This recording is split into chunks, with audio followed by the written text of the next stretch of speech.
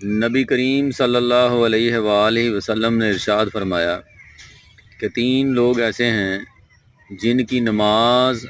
ان کے کانوں سے اوپر نہیں جاتی، یعنی ان کی نماز اللہ کے حضور پہنچنا تو دور کی بات ہے، وہ ان کے کانوں سے اوپر ہی نہیں جاتی۔ پہلے نمبر پہ وہ غلام جو بھاگ جائے، یعنی پہلے وقتوں میں لوگ غلام جو ہے وہ خریدتے تھے، اور وہ غلام جو بھاگ جائے اپنے مالک سے، بھاگ جائے اپنی غلامی سے، تو اس کی نماز جو ہے وہ اس کے کانوں سے اوپر نہیں جاتی۔ دوسرے نمبر پہ وہ عورت جو رات اس طرح گزارے کہ اس کا خاوند جو ہے وہ اس سے ناراض ہو۔ تیسرا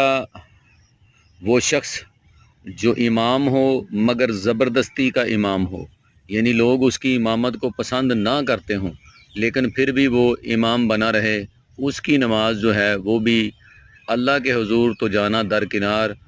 وہ اس کے کانوں سے اوپر نہیں جاتی۔